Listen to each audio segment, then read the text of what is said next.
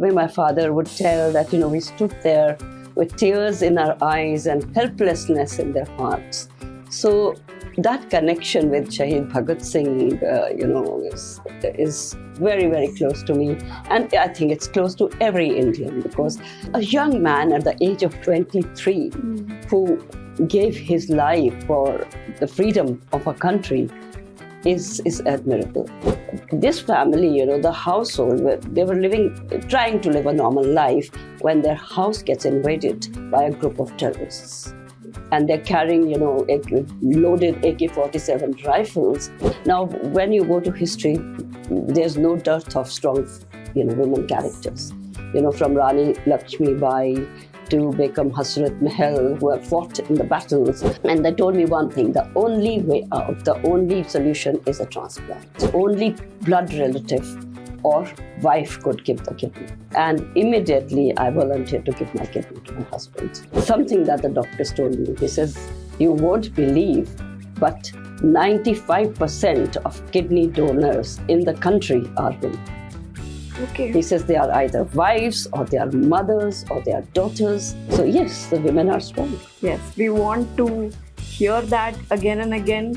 And we want to make it heard to the boys also that women are strong. It's where the first, teacher of any child is the mother. Mother, yes. And mother has to inculcate the values that respect for women is absolutely important. So my mother says that, she was so nervous sitting there without covering her head in front of the Prime Minister and Indira Gandhi as a young woman at that time. I took a flight, Air India flight from New Delhi to New York. When the announcement came, the captain pilot was a woman of my plane. And I felt totally safe. Yes. We need to be modern. Women need to stand for their rights. We don't need to do away with our traditional values. Absolutely. The morals that we have, we cannot adopt the values of the Western world. So we have to retain our culture with our empowerment.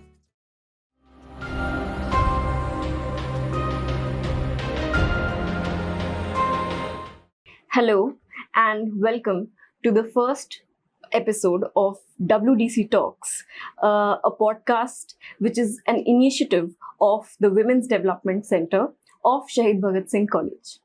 Now, this podcast aims to have a conversation around inclusivity, around gender equality. Today, we have an eminent guest, Miss Anita Krishan. Now, she was a former educator, now a well-known personality, a bestseller author. Her works like Tears of Jhelum, Running Up the Hill, reflect her Himalayan roots and the social concerns that come with it. Now, I would leave some room for ma'am to comment upon those roots and elaborate further. So, ma'am. Sure. Thank you. Thank you, Mohini, thank you for this invitation. First of all, it is my honor to come to Shaheed Bhagat Singh College. The very name, it brings some emotions in me. Yeah. Because it takes me back to a beautiful childhood memory. My father used to narrate an incident very often to me that, on 23rd March 1931, my father was studying in Lahore, in college, in the government college, Lahore. And he used to tell that he was studying, that day, preparing for the forthcoming exams. And all of a sudden, a group of boys came running to tell him that Shaheed Bhagat Singh had been hanged. And, he says that there was agitation and everybody, even he left his books and they all ran towards the prison. And they found when they reached there, some vehicles were, a convoy of vehicles was leaving the prison along with an ambulance, probably with Shaheed Bhagat Singh's body. And, the way my father would tell that, we stood there with tears in our eyes and helplessness in their hearts. So that connection with Shaheed Bhagat Singh, is very, very close to me. And I think it's close to every Indian, because a man, a young man at the age of 23 who gave his life for the freedom of a country is admirable. And when the invitation comes from Shaheed Bhagat Singh College, I just couldn't refuse. My roots now, of course, yes, I was born and brought up in Shimla. I'm totally a Himachali person. And when you talked about running up the hill, and now its next edition as Fluffy and Me was also published. And, that depicts, of course, the beauty of the mountains and where I lived. And something that, I wanted to share with my readers, that there can be beauty in simplicity. And Himalayan life is definitely very simple. So that's about it. And, we are going to discuss the other books. I think mainly today, we're going to discuss Tears of Jhelum and Despite Stolen Dreams. Yeah. So, we can go ahead. Okay, ma'am. So, with your permission, we're going to dive into the conversation. Now, ma'am, I would want to ask you that there are strong female characters in your novels, right? But at a time, they are simultaneously vulnerable and they're resilient. So, how do these traits reflect on a broader cultural society? So yes, there are female characters, but to be truthful, my stories, both these books, Tears of Jhelum and its sequel, Despite Stolen Dreams, they have strong male protagonists. One protagonist, basically. And because, like you said, the word vulnerable, because of the vulnerability of us women.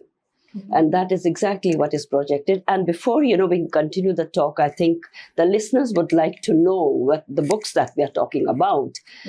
Tears of Jhelum actually is based on basically a true incident. And it is set in Kashmir, Srinagar, and of about a family, a moderate Kashmiri family who's they're living, day-to-day lives, despite that strife-torn region of Kashmir at that time, the time when, terrorism was at its peak. And this family, the household, they were trying to live a normal life when their house gets invaded by a group of terrorists. And they're carrying, loaded AK-47 rifles. And the main, the father figure of the house, the main, you can say the head of the house, is in a dilemma because their demands are such that in no way can he fulfill them. And that is the time, he plans to save his family. So it's more of a manly figure there, but of a nice, kind person, a kind father who has to undertake the duty of saving his family. And that, again, the same thing you said, the vulnerability of women, because the target in the story are the women of the house. So, yes, women are strong, they are resilient. At the same time, they are very vulnerable. Yes. I wanted to ask you that what is this inspiration that you're getting to write such characters and kind of going into it with that approach of coming up with these male characters as well as female characters who they defy or they are in the circumstance of a challenging society, a norm which keeps them into their gender roles, right? So how is it that you deal with the complexity of these characters? Well, coming to, for any writer, Moini, inspiration comes from life. Yes, it's either if you are a fantasy or sci-fi writer, that's a different thing. But generally, it is the incidents, the experiences of one's own life or life of other people inspiration, when talking about strong, we are talking about, strong women characters these days. Now, when you go to history, there's no dearth of strong, women characters. From Rani Lakshmi Bai to Begum Hasrat Mahal, who have fought in the battles, to, of course, our freedom fighters, Sarojini Naidu and Aruna Asaf Ali, Suchetna Kriplani. There's no dearth of names. Plus, of course, our own Iron Lady, Indira Gandhi. Yes. So they are inspiration for all of us to see that the strength in women. Mm-hmm. But here I would like to, also bring about an experience. I've seldom shared that experience out in public, but this time I would like to share it with you, my own experience of my life. Okay. So, it so happened that my husband, long ago, he was diagnosed with a very long naming disease. It was called something idiosyncratic, retroperitoneal fibrosis. Okay. So, which is a fibrosis grows in the peritoneal region of the abdomen. Mm-hmm. And usually the worst effect that it does, it presses the ureters. So my husband, he's had this problem, once, and then he had to undergo various surgeries to release his ureters, and that had caused a pressure on his kidneys. Then 2007, he was diagnosed with diabetes, and a year later, he lost both his kidneys. And he underwent dialysis, and I saw him shrinking day by day. He was losing not only weight, his muscle mass, his skin was almost as if hanging from the bones. And I realized that he was not going to survive for long on dialysis. That was the time I discussed with my, with the doctors, the urologists and nephrologists. And they told me one thing: the only way out, the only solution is a transplant. And the norms, government norms, or the norms of the hospitals were the only blood relative or wife could give the kidney. And immediately I volunteered to give my kidney to my husband. So I'm a kidney donor. And we underwent a surgery. 2008, December, we underwent the surgery. And within a month, my husband was back, to his normal self. The kidney worked wonders on him. But when I was in the hospital and the team of doctors were visiting us, something that the doctors told me, he says, you won't believe, but 95% of kidney donors in the country are women. Okay. He says they are either wives or they are mothers or they are daughters, or sisters. He says, and hardly, the men, they all chicken out. And they say we appreciate the strength of the women. So I'm telling you, you get strength from your own experience. And I realized that women generally are very strong mentally and biologically. Only thing they lack in muscle mass. We are not muscular, which I think we can. I would, want that, that martial arts training for girl child should be made compulsory, especially after the recent incident in Kolkata. Yes. Yeah. How many nirbhyas and how many abhyas are we going to, have before we really come to some decision to save our women and make life easy and safe for them? That is very, very saddening. Yeah. And thank you so much for sharing that incident from your life. Yeah. And I can't even begin to understand what you might be feeling. But I lost my husband 4 years ago anyway. Okay. Well, once again, it was not the kidney was doing absolutely well. But what had happened was his heart. And they put dyes to do the heart surgery, and the dye killed his transplanted kidney.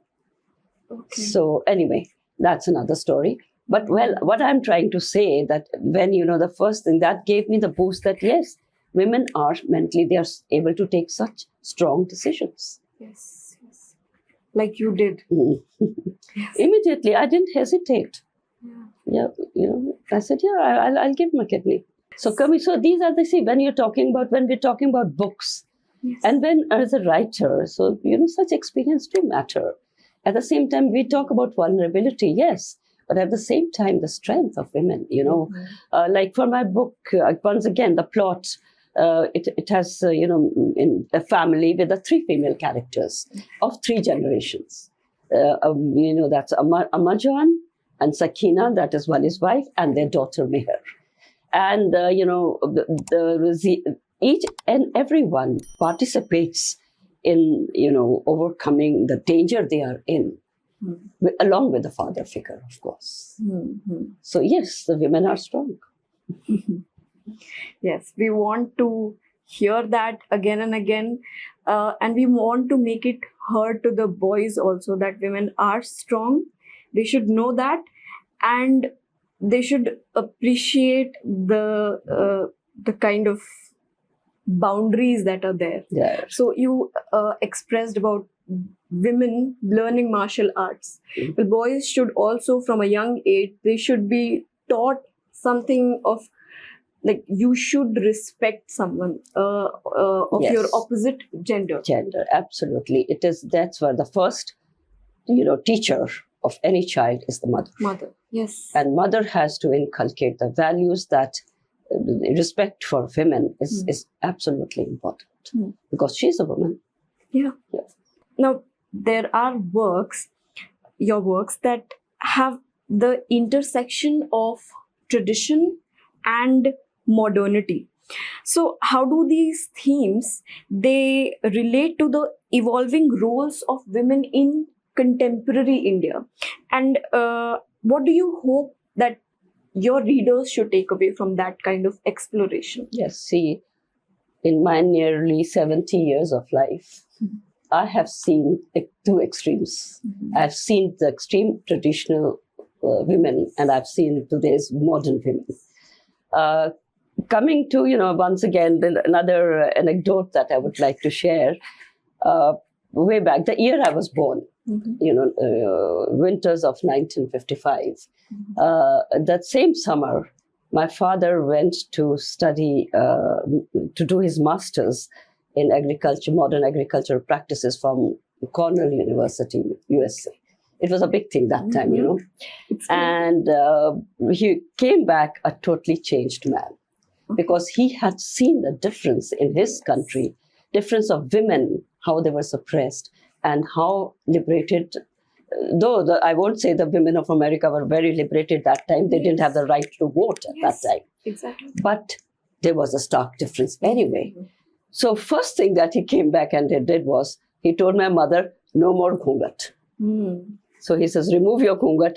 I don't want this. So my mother was, he says, okay. She had to respect the elders, so just cover your head. Then it so happened, my father actually joined as principal of a Gram Civic Training Center in a place called Mashobra, which is very near to Shimla. And there's a very important building near that center, which is called the Retreat. And all the dignitaries from the center, they go to Mashobra, during summers, like the president of the country or the prime ministers. And so that summer, Jawaharlal Nehru and Indira Gandhi were staying there. And they decided to visit the center. And my father, naturally, it was a big thing that the prime minister of the country was visiting the place. And my father, he told my mother and my grandfather that my grandmother, of course, totally refused, that they have to attend. So they were going to have they were going to see the setup of the place, plus they were going to have high tea together. And that day, my father put his foot down. He says, no more covering your head. Yes. So that tradition, what I'm trying to tell you is that it comes from the family, the change of values, the tradition. He says, I'm not covering my head. Why should you cover your head?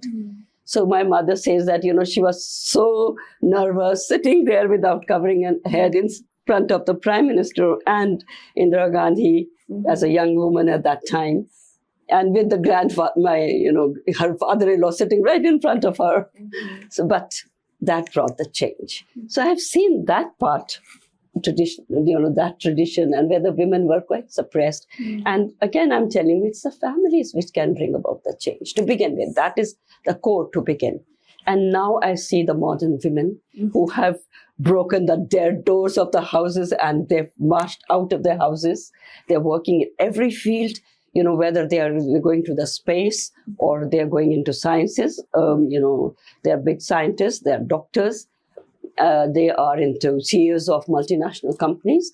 This summer, I took a flight, Air India flight from New Delhi to New York. Mm-hmm. And when the announcement came, the captain pilot was a woman of my plane.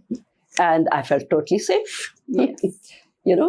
So, yeah, and look at you. I mean, you are into teaching in colleges and everything. I was into also teaching for a number of years. 25 years of my life I dedicated into teaching.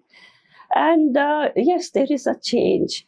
But at the same time, modern women they are empowered to some extent. But I tell you, this is what we see of modernity in society is confined only to women in urban areas. Look at the women in rural areas. This is still suppressed. Once again, they're still, treated as slaves.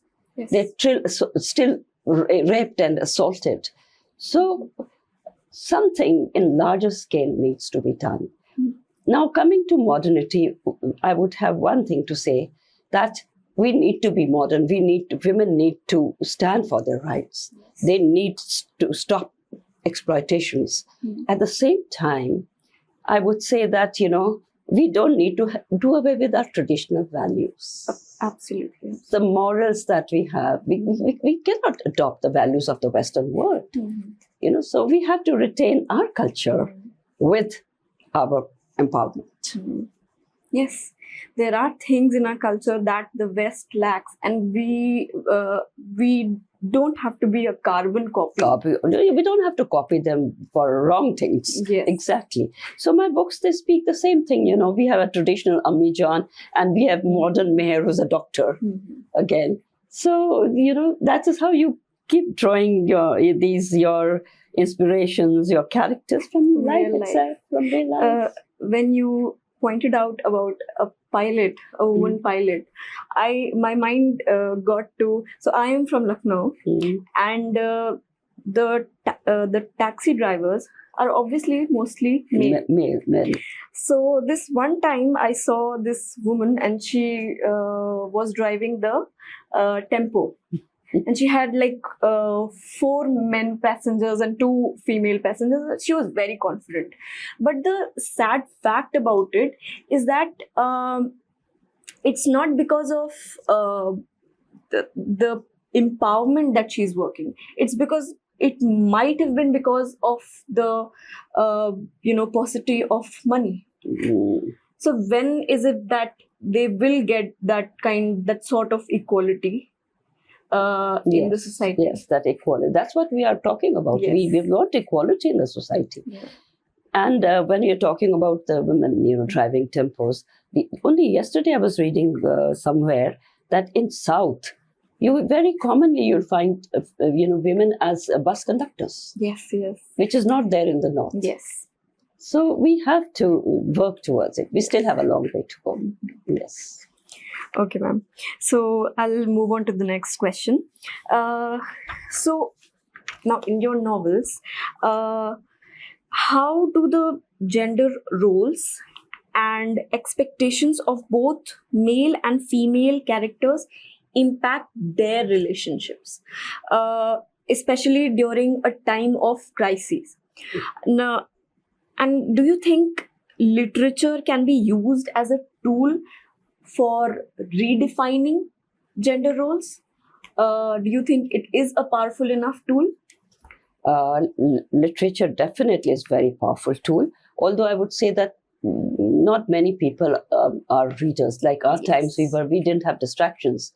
We didn't have televisions, or we didn't have phones, or Google.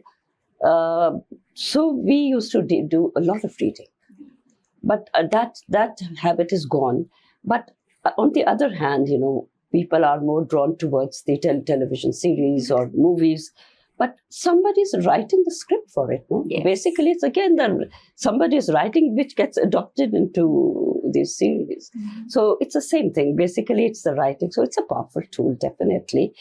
And by writing, you're talking about defining the roles. You know, so of course our society, right from the earlier times, the roles have been very clearly defined. Man as a breadwinner, and women as the housemaker, which of course is changing with the women also working, more and more women going out to work.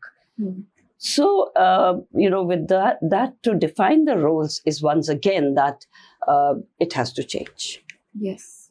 That change has to come where the men, equally take part in their household chores. It's not that the woman, she works for 8, 10 hours in a day, comes back home tired, and then she has to do all the work at home.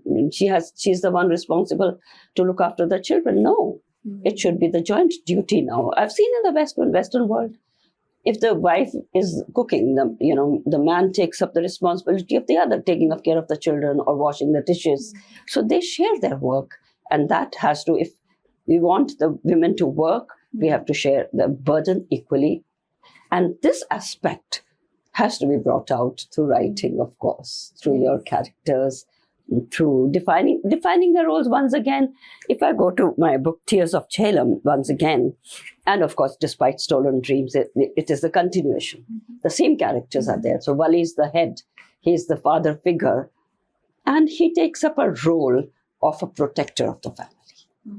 So a kind person, he will take up a role of the protector, and the women, of course, are they're soft-hearted. And I think women are important. A mother figure is very important to give a correct base to the family. Yes. And I also very strongly feel that the world has survived because of the soft presence of the women. Men would have killed each other long ago. In wars, yes. And in everything, men, they need that feminine touch. Yeah, absolutely. Control. Yeah, that's true. Okay. Okay. So yes, we were mainly talking about women, right? So there are male characters, like you said, that in Tears of Jhelum, there's a powerful male character. So your novels, they portray male characters grappling with societal expectations also. So how do you approach the complexity of these characters, in the sense that what would you say about the traditional roles that are set for men? Yeah, like we just discussed, the men's, as a protector, as the breadwinner of the family, has always been there, which, of course, women want to change, and they should be able to change. But coming to my books, my character, I have both kinds of characters. On one side is Wali, with the very prudent, very astute, very wise man. Now, when he's faced with a situation like invasion of 4 terrorists who are armed, fully armed, can he fight with them? No way. What can a lone man do with 4 terrorists around? So he decides to fight the terrorists with his brain rather than his brawn. Right? So he has to outwit them. Yes. And that's the whole story. It is a thriller, of course. It's a wonderful read, I think. And he has to outwit those terrorists and save his family. But I would also like to, put some light on the other characters. They are the terrorists, which is headed by a very vile character called Hashim, and Shakil, who used to work in Wali's household as their servant once upon a time. They have come with a very wild demands. Now, talking about these characters, of course, we can say they're evil and they're monsters, but what makes them evil and what makes them monsters? Society itself, the fundamentalism, the radicalism of the weak minds, some people with invested in interest, take the opportunity to, deviate these minds to do things which, of course, are not correct. But they're made to believe that what they are doing is excellent. So I have brought that part because there, despite stolen dreams, you see the change. When a person starts using their own brain, a man starts using brains, then the realization comes that about the reality, what is right and what is wrong. So that is why I have both kind of male characters in my book. This is completely true, because evil for evil's sake doesn't really exist. Yes. Somebody turns them evil. Yeah. So the society conditions them in that manner that they take up that role. Exactly. Okay, ma'am. So another question would be that what do you think is the role of female authors, your own female protagonists, in shaping the narrative around women's rights and gender equality in India? Okay, so women writers, definitely are very strong, means of bringing about change, or bringing about gender equality. Talking of, women writers, we can talk of Kamala Das as the first real strong feminine voice. If you've read her poems, the Summer in Calcutta, and the Old Playhouse, where she's talking about the suppressed women, women who are, in pain. They want to break the shackles of the society, of the family, of being suppressed by the husbands, and they want to lead their own lives. Now, similarly, come to Amrita Pritam. Yes. Yeah, her books, absolutely. She's a very strong feminist who talks about how the women are, they're tortured, they are in agony, and they need independence. They need to have their own voices. Their voices are suppressed. Here I would also like to talk about Chitra Banerjee Devakaruni. Her way of what she has, if you have read her books, that the Forest of Enchantment or the Palace of Illusions. Yes. Yeah. So, she has brought the stories of mythology, which are so male-dominated, Mahabharata and Ramayana. Mahabharata is so male-dominated, and she has rewritten the whole thing from the voice of Draupadi, who was, of course, the main character for whom the Mahabharata was fought. But at the same time, the suppression of women. I mean, how could a husband gamble his wife away? Exactly. Some things, they were the ills of society at that time. And similarly in Ramayana, the whole Ramayana is rewritten from the point of view of Sita. Such a kind, beautiful, loving lady who's ready to sacrifice everything, all the riches, to be with her husband, to walk along with her husband, is lately discarded like a rag. So that feeling of being rejected, and that is so beautifully projected by Chitra Banerjee Devakaruni. And these are the voices, they matter a lot, Then they bring out the point of view of the stand of women, and who understands a woman better than a woman herself. Yes.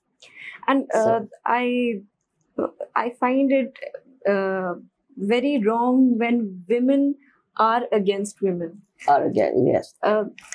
So it's like, at least we had it easy in our times. So you can deal with this situation. You can deal with the patriarchy, is what you're saying. Patriarchy, exactly. So, yes. Yeah. It is still there, but we need to change the mindset. And that's what I'll tell you, definitely, a pen is mightier than a sword. It is. And the women writers, they can bring about a lot of change through their writings. Yes. And whenever you talk about the figure of Draupadi, there's always Mahasweta Devi, her character Draupadi. It comes to my mind, and it's a powerful character. Very powerful character. And stripped naked, it's not her who is being stripped naked. It's the others, the male. The male, and the worst part is that all the men, the Bhishma Pitamaha, the Dhritarashtra, everybody is sitting and there, and nobody is even raising a voice. Nobody is stopping from what was happening to the poor woman. Yeah. Yes. So I think all that, Chitra Banerjee has beautifully projected that. That part especially is just very well done. Yeah. I can see in your voice that you adore her. Yeah, I've read a lot of her books, yes. Okay. So moving on to the next question. Literature again plays an important role because we have been having these incidents of rapes, of assaults, of domestic violence, right? And the theatre, the poems, novels, so much work has been written, but it is not reflecting in our society. So how is it that the challenging, rigid gender norms would be changed through literature? And if you could give an advice to the aspiring writers who want to address this issue, that would be wonderful. Yeah, I would rather say that, coming to bringing a change. So it is not only the women writers who are important here. The male writers are equally important. Yes. They need also to speak against the injustice. They should need to raise their voice and bring awareness about the social injustice that is being done to the women of the country. They should realize that women are so capable. They are intelligent, they are smart. So the voice has come from everywhere, the object. And I think, what happens is such incidents happen. They've been happening.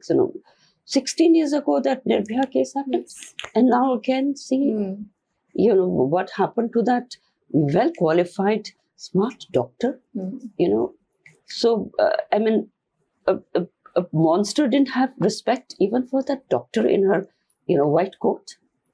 So, something, it has to be in a joint effort.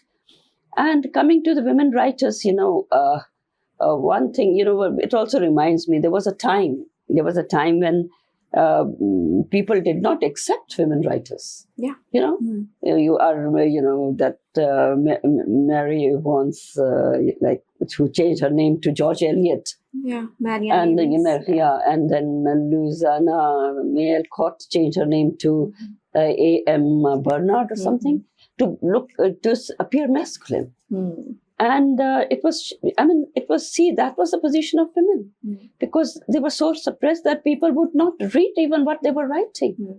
But why to go in that era of George Eliot, come to this era? Yes. That R.K. Rowling, yes. She is Rowling is her name.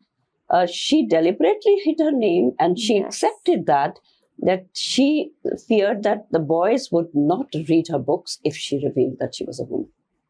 And she's a fantastic writer. And she's, look where she reached. She's the multi-millionaire author today. And throughout the world, everybody knows her. So what my advice to the women writers is that be proud of what you are, who you are. And you are smart, you are intelligent, you are beautiful, you have ideas, and don't hesitate to put forward your ideas, but in a proper way, so that you can bring about positive transformations in the society. So that we do not have any more, Nirbhayas and Abhayas in our country. No more child molesters. We need to change the mindset of our society, if we can. I completely agree. And that the George Eliot thing, it reminds me that Charles Dickens, he commented upon the works of George Eliot, and he said, George Eliot understands the psyche of women very correctly. He didn't know. He didn't know. He was a woman writer. Yeah. True. So, yeah. And I think, yes, there were, that, like you said, women writers were not accepted. They were due credit was not given to them, but at least now they are given that space. Yes, they are. People read them. People appreciate their work. Well, one of my books, which are the ghost stories from the mountains, Ghost of the Silent Hills, is loved by the people. It's a national bestseller for the last almost 5 years now. Yes, congratulations. Thank you. So people love ghost stories, but nevertheless, they are the honest, incidents which are narrated again, bringing out the beauty of the mountains. But people read women writers now. Absolutely. They have realized, the realization has come that women are no less. They are equal. They can see, if women works much harder than men, Mohini. They work, they can work outside. They can take care of the house. They are so organized.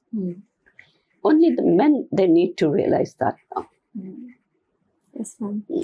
Thank you so much for sharing so many personal anecdotes, some anecdotes that inspired you for writing. And I would deeply thank you for coming here and sharing with us these significant and having this significant and enlightening discourse. Right? Yeah. Thank you so much. You're most welcome, Mohini. It's been my pleasure. Like I said, coming to your colleges is my honor. It's an honor for me. And thank you for inviting me. And I enjoyed the conversation. All right, thank you.